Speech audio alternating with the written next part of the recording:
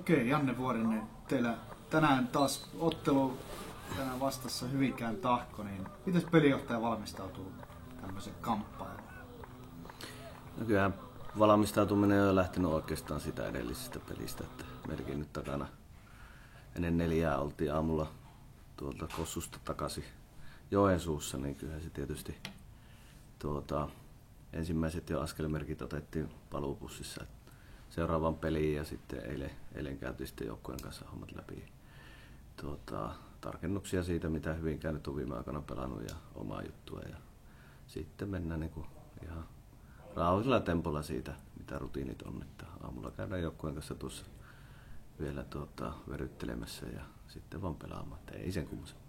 Onko siinä, sulla on kuitenkin tuossa taustaryhmää jonkun verran, niin miten paljon sieltä tulee, tiedätkö sun vastuulle minkälaiset asiat? Siis kyllähän meillä eihän jos Pennasta ja Niko Sirvietä on, niin ei tästä tulisi mitään. Että kyllähän he tekee ihan valtaosan taustatyöstä, mistä sitten vastustajan nähdään ja minä enemmän katson sitten meidän joukkueen kannalta, miten sovelletaan nämä vastustajan jutut suhteessa meihin ja teen sitten ratkaisut kokoonpanollisesti ja sitten jotain isompia linjoja pelissä ja suuntaviivoja, miten lähdetään tekemään, mutta ihan meidän taustatiimi on semmoinen, että siinä on Niko Sirviö tekee pohjat sinne ja Pennanen sitten niistä ottaa ydinkohdat ja sitten katsotaan porukassa vielä, että mitkä on ne keskeiset asiat.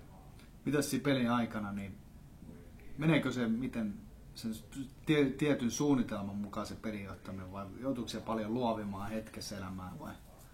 No kyllä mä oon ehkä niitä vanhan liiton miehiä silleen, että mä en halua liikaa olla rajoittautunut siihen ennakkotietoihin tai vastaaviin. Että kyllä mä pyrin kuitenkin silleen, että me pystytään reagoimaan pelin aikana. Että okei, katsotaan jotain peliavauksia ja päälinjoja, miten mennään, mutta kyllä ehdottomasti pitää varaa jäädä sitten siihen pelissä elämiselle ja reagointiin. No, mitä luulet tänään? Missä kohtaa tulee semmoinen hetki, että pystyy yhtäkkiä reagoimaan ja tekemään jonkun ehkä yllättävänkin liikkeen? No mä luulen, että meidän pitää heti katsoa tuo kokoonpano, että Tahko ja Sirviön Sämpy vastassa, niin mä luulen, että jotain erikoista tulee tänään, että jo kokoonpanollisesti. Että se on varmaan ensimmäinen juttu ja muutoksia kun tulee, niin totta kai meidän pitää katsoa sitten, että miten se näkyy kentällä ja ulkopelaajan sijoittumisia ja tällaisia näin. Mutta edelleen kaikki lähtee hyvin pitkälle siitä tunnetilasta, että liikkeelle kuitenkin, että tämmöiset enemmän tai pienet tai isot nyanssit ei saa vaikuttaa siihen tunnetilaan ja se on kuitenkin avainasema varmaan kaikilla joukkoilla, mutta erityisesti meillä, että meidän pitää olla tavallaan siinä hetkessä mukana ja tavallaan mennä sillä asenteella, että jokainen juttu pitää itse ansaita ja semmoinen tahtotila, että semmoinen liian seesteinen olotila ei saa, kun peli menee. No, miten sä pelijohtajana tunnetilaa yrität saada joukkueeseen? Onko siihen jotakin keinoja vaikuttaa? Esität sä tanssia tai laulua vai mitä se on sitten? No ei, kyllä tietysti kun on jo oppinut poikia tuntemaan, niin suunnilleen tietää missä menee. Toki vieras ja kotiottelut on vähän eri maailmaa ja näin. Ja tietysti hyvin oleellinen on tavallaan tämmöinen sisäinen johtajuus. Että eihän pelijohto ja valmennus ei pysty sitä.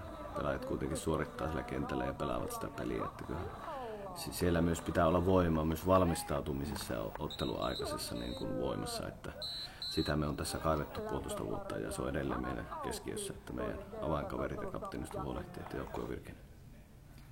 Tässä on ollut puhetta, että olisi nyt viimeinen kausi, jos ollaan ainakin nyt Joman pelijohtajana, niin mitäs nyt Joman jälkeen sitten tapahtuu?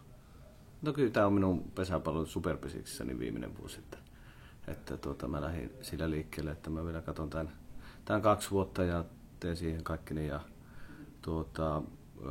kyllä itsellä on tavallaan aikansa kutakin me pitää ajatella kuitenkin, että tässä on pitkään ollut eri roolissa ja on hyvä myös tiedostaa itse, että eikö se annettava on tältä osin annettu ja toki mulla on siviilityökin semmoinen, että siinä on omat vaatimuksensa ja näin. Mutta varmaan jollain tavalla on pesäpallossa mukana sitten, mutta kentän pinnalla ja superpesissä en ole.